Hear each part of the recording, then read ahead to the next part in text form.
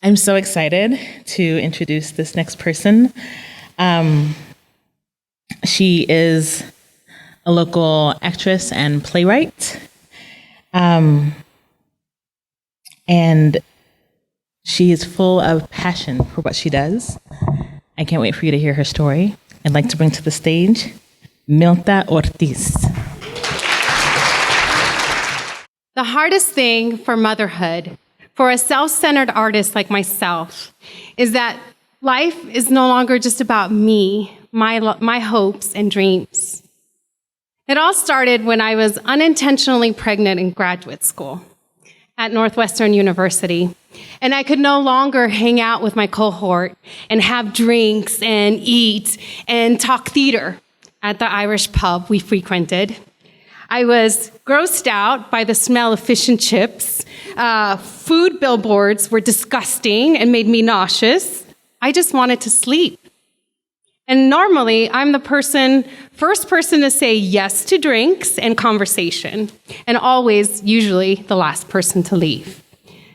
And now, all I wanted to do was sleep. I felt like a pregnant teenager who couldn't hang out with her friends. And as the months progressed, and I graduated, and I just stopped thinking about my career and drinks and conversation with people and worried about nesting, making a home for my child. My child was born, and 2 months later, I had a production meeting, so I brought her with me because I had the stage reading, and I remember breastfeeding halfway through that. And then I got a pump, and I was ready with breast milk to go to my first rehearsal. And after 8 hours of rehearsal, I'm like, hold on, I gotta go home. My boobs are about to explode, right? I didn't even bring a breast pump. I didn't even have a break to breast pump. And I also was fortunate enough to have a really special fellowship come my way. But my heart wasn't in it. I was halfway focusing on being a new mom and halfway into the application process. And I knew the minute that I left the interview that I'd blown it. I didn't get it. I had mama brain. But luckily, I was awarded a National New Play Network playwright in residence here at Borderlands Theater in Tucson. So my family and I moved from Chicago to Tucson, where I could be a playwright and a mom. And then I moped because I was mostly just being a mom, and I wasn't writing, wasn't submitting, I wasn't going to conferences and networking with theater folk and making community with the national theater folk, and I was just in a small market in Tucson. And then I realized that I had 2 weeks to wean my daughter because I was being presented at a national conference as this playwright in residence. And I could no longer pump without her breastfeeding. So I knew that if I went, which I had to because it was in the contract, I would no longer be able to nourish my daughter with my breast milk. So I made the decision to wean her before going because I didn't want to hardcore wean her. And in 2 weeks, we did it. I went to my fellowship, I went to the conference, and I was in my element. I was talking theater with theater folk, and I felt found and seen. And then I came home, and she was only a year old, so she still wanted mama, even though she was a little bit more aloof. At that time, my husband suggested I apply for a year-long gig in New Mexico, which would take me out of town 4 times in that year. And the work was amazing, so I applied.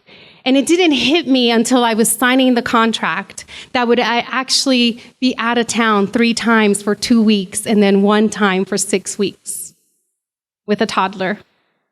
Just the logistics of it was crazy. We had to fly my mom in from California for a week, and then Grandpa, my husband's father, from Gilbert for another week. And I went, and I was there creating theater, devising with these young folks and working movement and viewpoints, and I was alive. I was doing my thing. And then I came home and I saw the distance in my daughter's eyes. I reached for her and she just stared at me. And when we got home, she asked Dad for everything.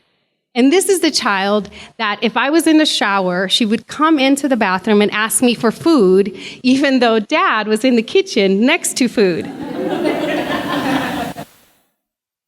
But Dad for everything.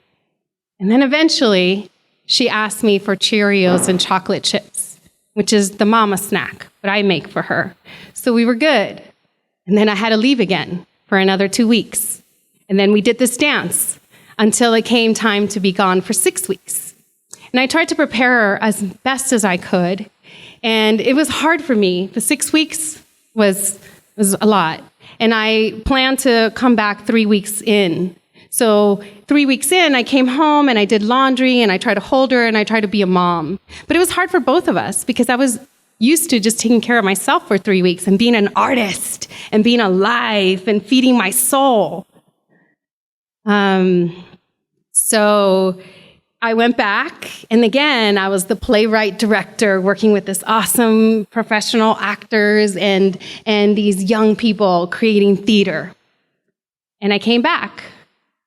And to my crazy life that was full of work, because by this time, my husband and I were co-running Borderlands Theater.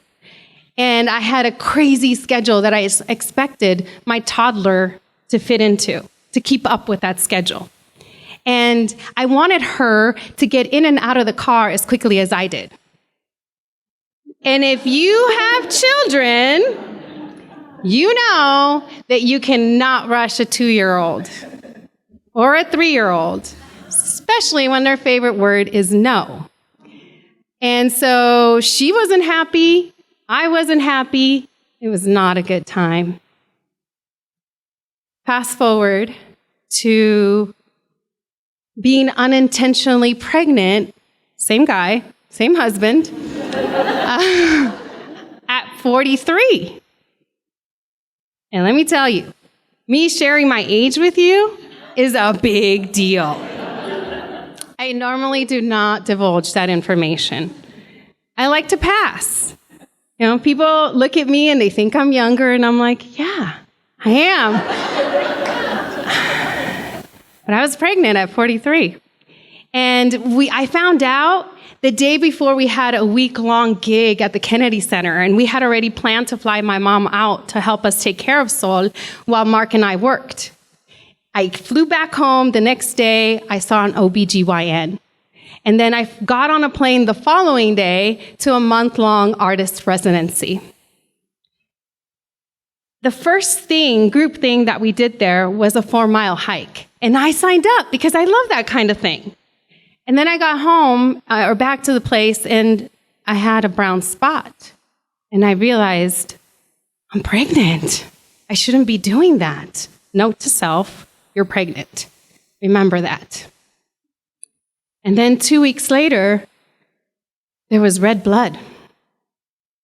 And I called my doctor, and he said, at your age, it's probably a miscarriage.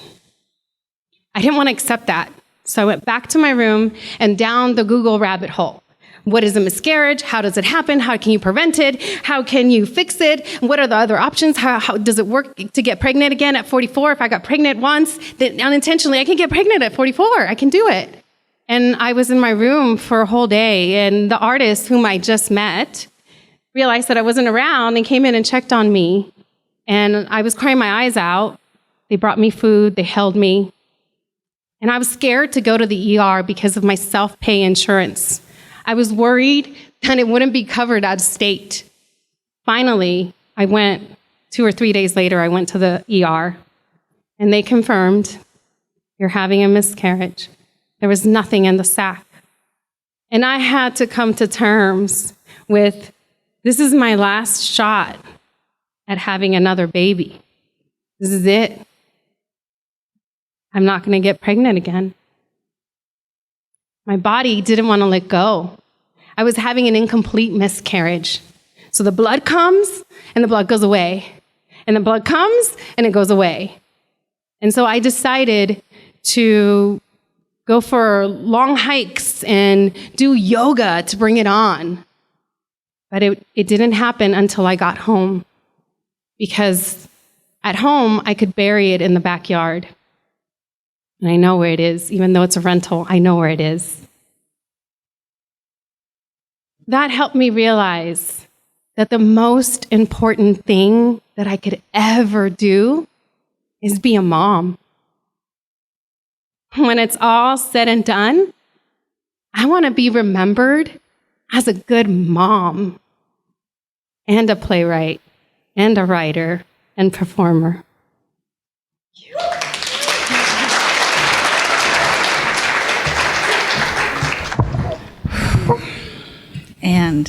And all these things. Thank you, Milta. When I heard that story during our practice session, it was like there were so many things about your story that was like, oh my God, I thought it was just me. And that's how it happens when we're moms. It's like, I thought I was the only one doing this dance of like flying family members in and trying to have a creative life, trying to be a mom, trying to do it all, and feeling like you're just like not getting anywhere with any of it. And we have these deep experiences, and we have these people around us that if we just reach out, if we just let ourselves be open about it and honest and let down our guard a little bit, it's like we have more support than we always think we do. So thank you for listening. Thank you for sharing.